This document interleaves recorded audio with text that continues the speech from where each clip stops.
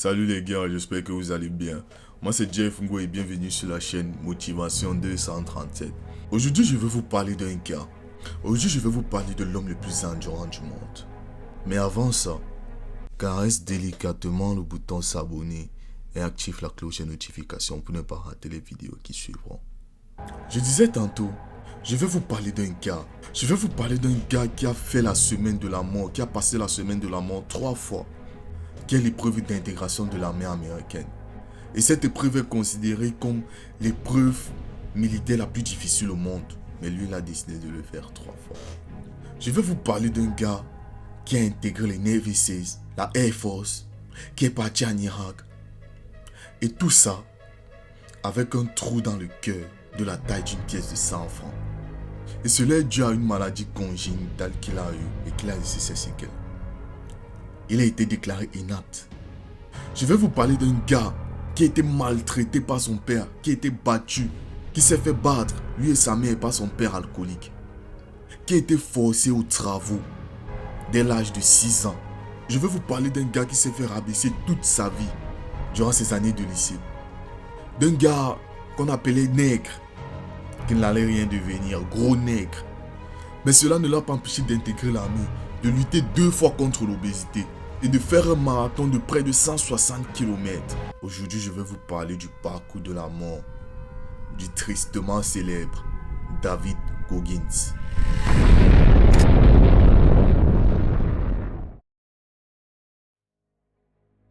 Alors qu'il venait de rentrer de mission, David Goggins est couché dans son canapé. Il regarde la télé. Et puis là, il tombe sur une émission qui parle de marathon. Là, ça attire son attention. Et le voilà sur Google, en train de faire des recherches dessus. Et il tombe sur le marathon le plus difficile au monde, appelé The Badwater. David Goggins prend le téléphone et il appelle l'organisateur de la course. Après de longues heures de discussion, l'organisateur de la course dit à David Goggins, il y a une course ce week-end.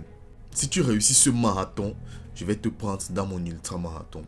David Goggins sans réfléchir dit ok, il n'y a pas de problème. Le jour du marathon arrive, voilà David Goggins qui est en train de se préparer. Il a environ 8 heures quand David Goggins va entamer son marathon et il sera suivi de sa femme et son équipe dans une voiture à côté. David Goggins commence à courir. Il court. Et au bout du 120e kilomètre, il est mort. KO. Ses jambes, déchirures, ligaments, tibia. Il est mort. Là, il décide de s'asseoir.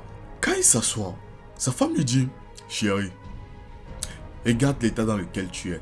Allons à l'hôpital, laisse. Tu as déjà prouvé. Tu as fait des trucs que les gens n'ont jamais fait. Oui, c'est toi, monsieur Rigueur. Mais là, non. Tu peux faire ça une autre fois, mais il faut que je te soigne d'abord. Le gars n'était même pas avec elle. Le gars était dans sa tête. Il se posait la question de comment il va faire pour terminer sa course. Subitement, David a envie d'aller aux toilettes. Les toilettes sont à 20 mètres de lui. Il veut se lever, mais il n'y arrive pas. Subitement, il sent une goutte s'écouler le long de sa cuisse. Et il baisse les yeux pour regarder, il voit qu'il est en train de pisser du sang. Comme si ça ne suffisait pas, le voilà qui est en train de se chier dessus. Sa femme, même les médecins qui faisaient partie de son équipe, essaient de lui raisonner. David, il est temps que tu laisses, il est temps que tu abandonnes. David s'est mis à penser à son passage lors de la semaine de la mort. Il se souvient qu'il avait fait sa dernière semaine avec une pneumonie et les jambes dans un état catastrophique. Il commence à se rappeler de ses périodes de lycée. Des gens qui lui disaient « tu n'allais pas y arriver ». Et il voyait ce qu'il avait réussi à accomplir jusque-là. Il commence à penser aux gens qui l'ont traité de gros quand il a intégré l'armée. Que tu vas abandonner au bout de 2 jours. Mais voilà, plusieurs années plus tard, il est toujours là. Quand il pense à tout cela, il se dit « jamais, je ne peux pas abandonner ». Il regarde, il dit « bon, là j'ai déjà fait 120 km. Il me manque 40 km. Comment je peux faire pour courir les 40 km qui me manquent? Comment je peux faire pour terminer ma course ?» David se dit « il faut que je fragmente tout ça ». Il a commencé à diviser tout ça en petites étapes. La première chose que je dois faire, c'est me lever. Réussir à me lever, me mettre debout. Et c'est là où il demande des scotch pour scotcher ses jambes de la cheville au genou. Parce que durant sa semaine de la mort, c'est une activité qu'il avait pris l'habitude de faire. Parce qu'il avait ce même type de blessure.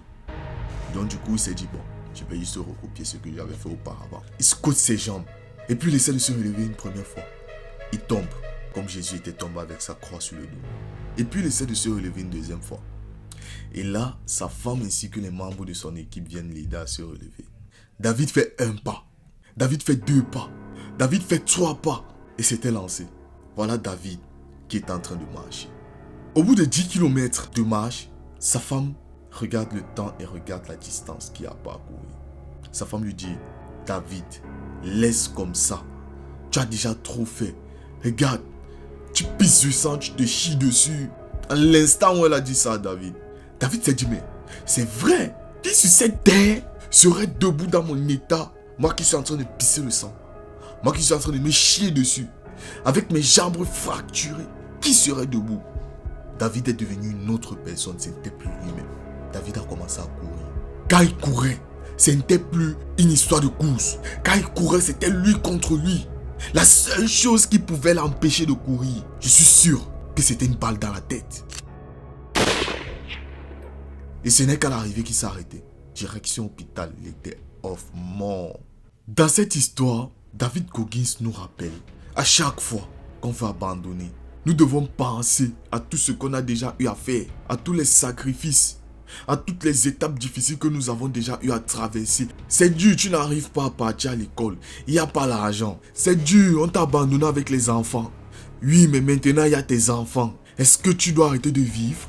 Oui, ce n'est pas facile d'être quitté, mais est-ce que ta vie s'arrête pour autant? Oui, tu as tout fait pour perdre du poids, mais est-ce que tu as vraiment tout essayé? David Goggins nous raconte comment pour avancer, il s'est servi de toutes les difficultés qu'il a eu à rencontrer comme carburant. David Goggins nous rappelle qu'il faut aller au bout de nos objectifs. Ce ne sera pas facile, mais les gars, quand on dit que la vie c'est un marathon, c'est exactement en regardant un marathon que tu comprends réellement pourquoi on dit que la vie c'est le marathon. Parce que dans la vie il y a les hauts et les bas. Bon les gars, nous sommes arrivés à la fin de cette vidéo. N'hésite pas de t'abonner et d'activer la cloche des notifications si c'est que cette histoire t'a touché. On se dit à bientôt pour une nouvelle vidéo.